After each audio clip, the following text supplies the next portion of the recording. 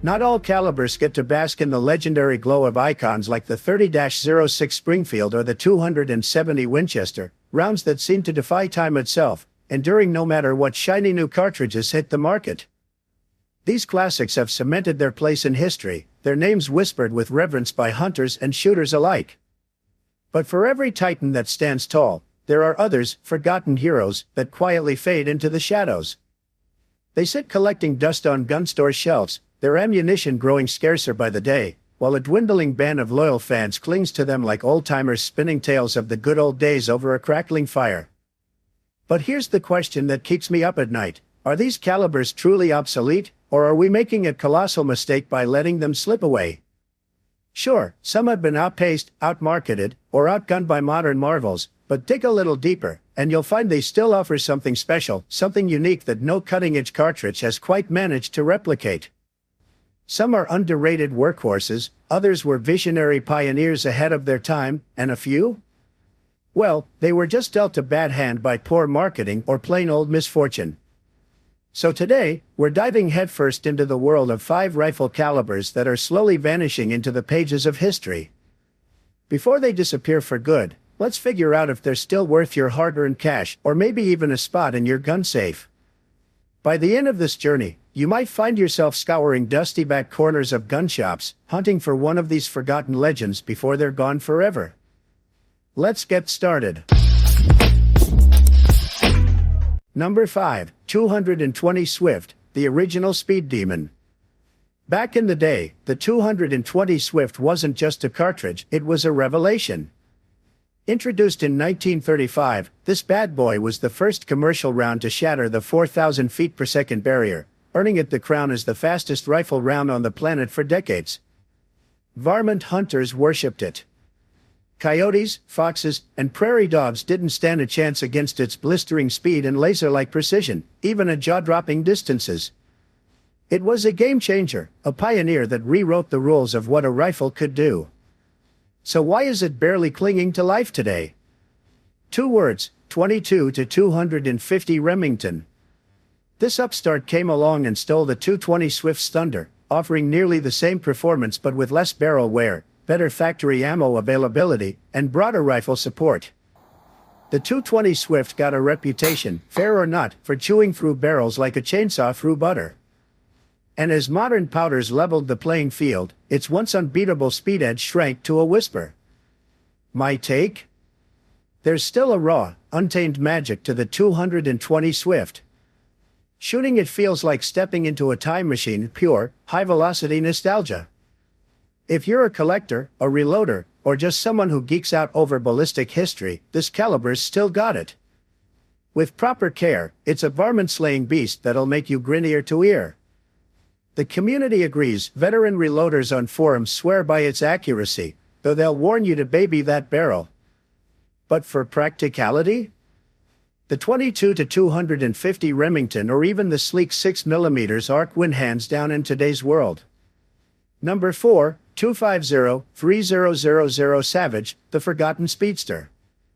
Once upon a time, the 250-3000 Savage was a revolution in a brass case.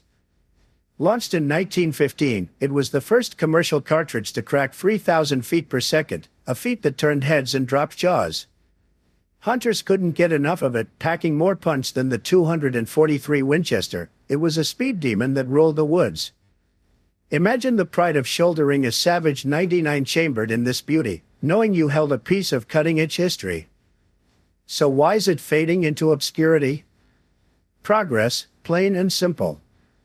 When the 243 Winchester strutted onto the scene in the 1950s, it brought more versatility, superior long-range ballistics, and a flood of rifles and ammo options.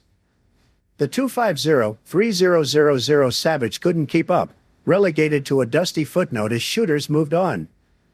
Personal opinion? If you stumble across a Savage 99 and 250-3000, snatch it up, it's a collector's dream and a shooter's delight. The recoil's buttery smooth, the accuracy's tack sharp, and the history? Priceless. Community chatter backs me up. Old school hunters still rave about its deer-dropping power. But for modern needs, the 243 Winchester or 6.5 Creedmoor are tougher to beat. Number 3, 264 Winchester Magnum, the Magnum that never caught on. When Winchester unveiled the 264 Winchester Magnum in the late 1950s, they thought they'd struck gold. This blazing fast, flat-shooting Magnum was built to outshine the 270 Winchester and give hunters an edge at extreme ranges. For a hot minute, it looked poised to dominate. But Winchester tripped over their own feet. They loaded it with lighter bullets while Remington's 7mm Remington Magnum rolled out heavier, higher BC slugs that crushed it on big game. Game over. Today, the 264 Winchester Magnum is a ghost cherished by a tiny clique of collectors and reloaders, with factory ammo rarer than a unicorn. Most rifle makers have ditched it entirely. My verdict? If you're a hand-loading wizard, this round's a hidden gem, flat, fast, and lethal with the right bullets. Online forums buzz with diehards who call it a long-range king. But for the average hunter, the 6.5 PRC or 7mm Remington Magnum are smarter, more accessible picks. Still, there's something tragic about this Magnum's fall, like a rock star who never got their big break.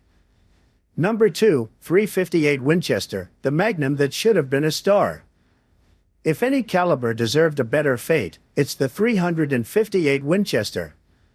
Born in 1955, this gem is basically a 308 Winchester necked up to fire .35 caliber bullets, a compact powerhouse perfect for big game and thick woods. Elk, moose, even grizzlies and dense brush? The 358 delivers sledgehammer stopping power at close to medium range. On paper, it's brilliant. So why did it flop? Blame Winchester's half-hearted marketing and its niche appeal. With North American hunters already hooked on the 30-06 and 270 Winchester, the 358 never found its stride. Today, it's on life support, ammo's scarce, and rifles are dwindling. My 2 cents? This is the sleeper hit of the bunch. In heavy timber where shots stay under 200 yards, it's a beast quietly endorsed by bush hunters who've seen it flatten out like a freight train. The community's small but passionate. They'll tell you it's criminally underrated. For practicality, though, the 338 Federal or 35 Wheelin' edge it out. Still, I'd kill to see this one make a comeback.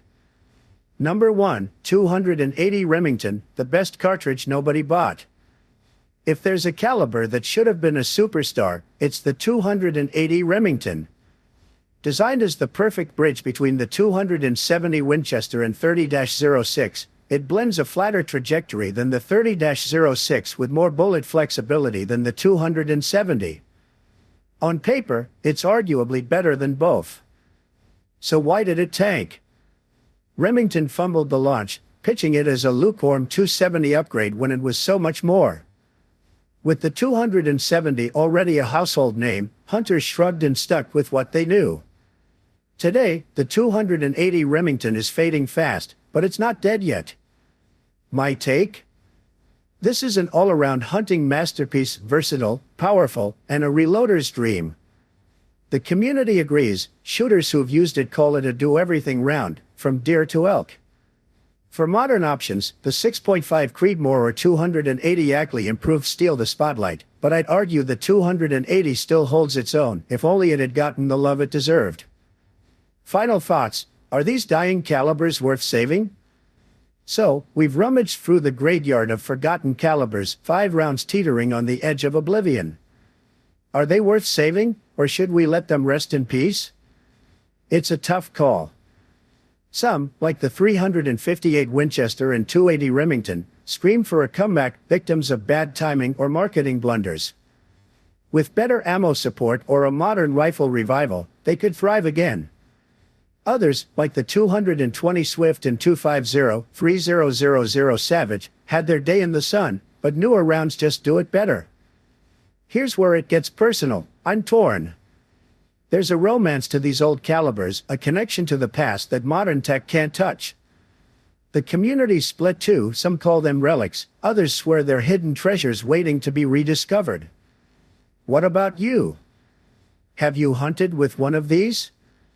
Do they deserve a second shot, or is it time to move on? Let's keep this conversation alive. These legends might just have a few stories left to tell.